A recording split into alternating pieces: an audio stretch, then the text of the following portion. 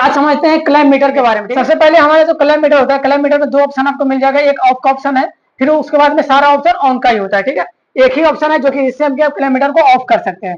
Of वाले position पर रखेंगे, क्लैम्प मीटर हमारा ऑफ रहेगा। ठीक है, बाकी कोई फंक्शन चालू, जैसे इसको एक बार घुरा देंगे तो हमारा फंक्शन चालू हो जाएगा, मतलब उसमें आप फंक्शन सेलेक्ट कर सकते हैं। अगर मीटर को ऑफ करना फिर से घुमा करके यहाँ पे लाना होगा। इन सारे फंक्शन को यहाँ पे डिटेल से लिखा हुआ है, तो बिल्कुल बारीकी से फंक्शन के बारे में समझ लेते हैं। देखिए, सबसे पहला फंक्शन है जो कि हमारा ऑफ का फंक्शन है। ऑफ पे ला करके हम यहाँ से ऑफ कर सकते हैं, क्लैम्प मीटर को हम ऑफ कर सकते हैं। ठीक है, ये हमारा सेलेक्टर पॉइंट होता है, सेलेक्टर से ऑफ करना होता है। ठीक है, उसके बाद यहाँ से समझे तो सबसे पहला हमारा वोल्टेज हो गया। यहाँ पे भी में कर्सिव लाइन दिया हुआ है, इसका मतलब है ये एसी वोल्टेज हो गया, इसमें हम लोग एसी वोल्टेज चेक करते हैं। यहाँ पे दिया हुआ है ए में कर्सिव लाइन दिया हुआ है, फिर ए से हमारा कर्सिव लाइन दिया हुआ है, मतलब एसी एम्पियर हो गया हमारा। ठीक है, आगे हमारा भी दे करके डॉट डॉट लाइन दिया हुआ है, भी दे करके सीधा लाइन है, फिर डॉट डॉट लाइन दिया हुआ है, इसका मतलब हो गया हम यहाँ से डीसी वोल्ट चेक करते हैं। ठीक है, इस प्रकार से यहाँ से डीसी वोल्ट चेक कर सकते हैं। फिर यहाँ से देखिए ए लिख कर करके सीधा लाइन है, फिर डॉट डॉट लाइन दिया हुआ है, मतलब डीसी एम्पियर चेक करेंगे, डीसी करंट चेक कर सकते हैं। ठीक है, इसमें आगे का ऑप्शन हमारा वाईफाई का सिंबल दिया हुआ है, इस सिंबल को हम लोग कंटिन्यूटी बोलते हैं, यानी कंटिन्यूटी चेक कर सकते हैं, किसी भी वायर की कंटिन्यूटी चेक कर सकते हैं, यानी बर्जर इसी को बोलते हैं। ठीक है, बर्जर चेक कर सकते हैं। अगला हमारा पॉइंट ओम का सिंबल है, इस प्रकार से जो पॉइंट दिया हुआ होता है उसे हम लोग ओम बोलते हैं। ठीक है, तो ऐसे कर करके ऐसे जो टोपी के अनुसार रहेगा, ये टोपी की तरह जो होता है उसे हम लोग ओम बोलते हैं। ठीक है, इसमें हम लोग रेजिस्टेंस वैल्यू चेक करते हैं, किसी भी मोटर का रेजिस्टेंस वैल्यू कितना है वो वैल्यू चेक करते हैं, कोई मोटर खराब है या नहीं है वही रेजिस्टेंस वैल्यू चेक करते हैं, ये हमें ओम में प्रदर्शित होता है। ठीक है, ये हमारा ओम हो गया। आगे हमारा होल्ड का बटन होता है, HOLD, होल्ड का बटन है, HOLD। ठीक है, तो एक होल्ड का बटन होता है, जैसे कि हम यहाँ पे देख पा रहे हैं मीटर में, यहाँ पे होल्ड का बटन है।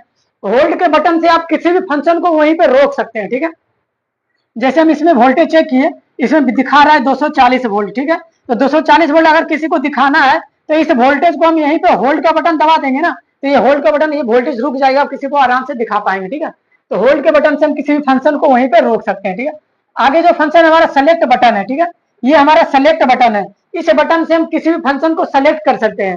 जैसे मान लीजिए यहाँ पे हमारा टोटल 4 ऑप्शन दिया हुआ है, एक वाईफाई दिया हुआ है, ओम दिया हुआ है, फिर डाइवर्ट दिया हुआ है। ठीक है, अगर कैपेसिटर भी किसी किसी में इसी के साथ में देता है, इसमें 3 वो दिया हुआ है, इस पे सेलेक्टर स्विच को सेलेक्ट किए। अब यहाँ से बारीकी से अलग अलग सेलेक्ट करेंगे, एक बार डाइवर्ट सेलेक्ट होगा, फिर एक बार दबाएंगे, फिर ओम सेलेक्ट होगा, फिर से इसको दबाएंगे तो फिर हमारा कंटिन्यूटी सेलेक्ट होगा। मतलब इस तरीके से सेलेक्ट वाले बटन को दबा दबा करके अलग अलग फंक्शन को सेलेक्ट कर सकते हैं। ठीक है, आगे हमारा जो ऑप्शन आता है वो हमारे डाइवर्ट का सिंबल देख रहे हैं, यहाँ से ये सिंबल डाइवर्ट का, इस पे हम लोग डाइवर्ट चेक करते हैं। डाइवर्ट एक प्रकार का किट होता है जिसे हम लोग चेक करते हैं। ठीक है, दूसरा हमारा इधर आगे हो गया एनसीबी। एनसीबी होता है नॉन कॉन्टैक्ट वोल्टेज।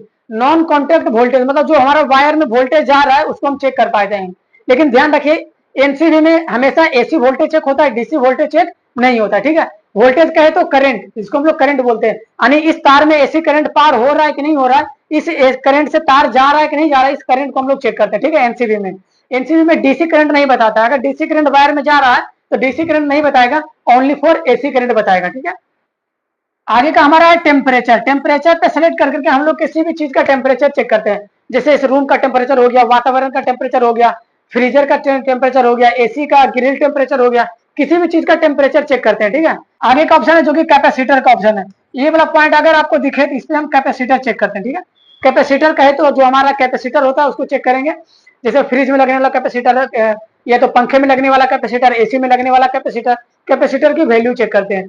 कैपेसिटर का सिंबल कुछ इस प्रकार से होता है, एक बड़ा और एक छोटा ऐसे करके लाइन खींचा होता है, इसी को हम लोग NF के नाम से जानते हैं, यानी नैनो फैराड पे हम लोग कैपेसिटर को चेक करते हैं। ठीक है, अगला ऑप्शन हमारा है जो कि है HZ, फ्रीक्वेंसी। ठीक है, ये हमारा होता है फ्रीक्वेंसी, HZ मतलब फ्रीक्वेंसी चेक करना, यानी जो हमारा घर के अंदर लाइन आ रहा है उस लाइन किस गति से आ रहा है उसी को हम लोग फ्रीक्वेंसी बोलते हैं। ठीक है, तो हमारा इंडिया का जो फ्रीक्वेंसी है वो 50 से 60 HZ होता है। ठीक है, 50 HZ है, 50 फ्रीक्वेंसी हमारा इंडिया का है। ठीक है, 50 के लगभग, तो इसको भी चेक करने के लिए किलोमीटर को HZ पे सेलेक्ट करेंगे, यानी फ्रीक्वेंसी पे इसको सेलेक्ट करेंगे, उसके दोनों लीड को लगा करके हम वोल्टेज बोर्ड में चेक कर पाएंगे, बिल्कुल आसानी से हमारा चेक हो जाएगा। ठीक है, अगर वीडियो अच्छा लगा तो वीडियो को लाइक करें, शेयर करें अपने दोस्तों के पास में, कमेंट में जरूर बताएं वीडियो कैसा लगा हो।